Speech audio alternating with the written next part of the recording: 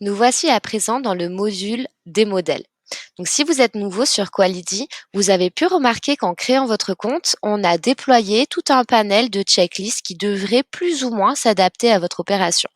Mais comme chaque entreprise est différente, je vais vous apprendre à façonner l'application comme ça, elle sera parfaite pour votre opération. Vu que Quality est très flexible, cette tâche sera plus ou moins simple. Donc, si vous appuyez sur le module de modèle, vous allez voir là tous les modèles qui ont été déployés pour votre opération. On a l'emplacement, quelques tags et les statuts. Donc, ce petit icône là veut dire que cette checklist est planifiée, c'est-à-dire qu'on peut la planifier en disant à nos employés ce qu'ils vont devoir enregistrer et à quelle heure. Ou sinon, on a ce petit icône là qui nous dit que c'est une checklist qui est non planifiée, mais qui sera aussi sur le tableau de bord, bien sûr. Donc, je vais vous apprendre à modifier les checklists qui sont sur cette liste, mais aussi à en ajouter de nouvelles.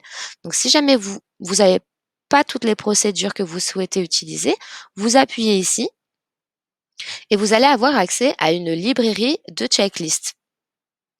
Hop. Donc, il suffit seulement d'appuyer et de la dupliquer, tout simplement, et elle apparaîtra ici. Donc maintenant, pour modifier une checklist existante et pour l'adapter à votre opération, on appuie sur les 3 petits points. Donc on va la modifier et on va apparaître dans les paramètres. Ce qu'il y a sur la droite, c'est ce qu'on appelle un preview mode. C'est comment l'application va ressortir sur votre téléphone. Et ici, donc, on a les paramètres. En appuyant sur petit stylo, on a la possibilité de changer le nom du modèle, de l'assigner un emplacement, c'est très important, et de choisir si on décide de planifier cette checklist ou de la non programmer. Si jamais vous la non programmez, c'est très bien de l'attribuer à une équipe. Hop là.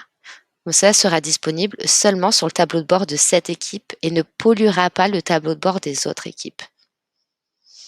Parfait. Donc pour les paramètres, on a les questions. Si on veut modifier une question, on appuie dessus. On peut changer tous les mots, la supprimer, tout simplement. Ensuite, si on n'est pas content avec le type de réponse, on appuie ici et là, on va pouvoir choisir une réponse plus adaptée à cette question. Donc, c'est très ouvert. On a aussi des champs intelligents. Ça, c'est l'application qui va inscrire des réponses d'elle-même dans vos checklists. Par exemple, si vous choisissez timbre automatique des utilisateurs, on va savoir qui a fait l'enregistrement. Le redatage automatique, on va savoir quand est-ce que l'enregistrement a été fait. Si vous choisissez produit, vous allez avoir la possibilité de choisir parmi vos étiquettes de traçabilité pour avoir la vie d'un produit. Et bien entendu, on a les pièces jointes, donc des photos. Quand vous recevez une livraison, il vous suffit de prendre en photo le bon de livraison et Quality la sauvegarde pour vous. Vous n'aurez plus à la stocker dans des classeurs pendant 6 mois. Voilà. Ensuite, on peut réorganiser tout ça avec la petite souris. Et moi, ce que j'aime bien à la fin, c'est d'avoir bien sûr les commentaires pour les actions correctives, les initiales avec une réponse courte, hop, ou le timbre automatique d'utilisateur si vous avez déjà invité vos collègues, et le redatage automatique. Voilà.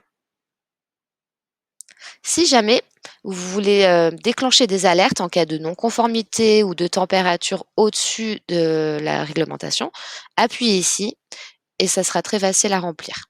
Donc voilà pour modifier un modèle existant et pour dupliquer un modèle qui est présent dans la librairie. À très bientôt. Au revoir.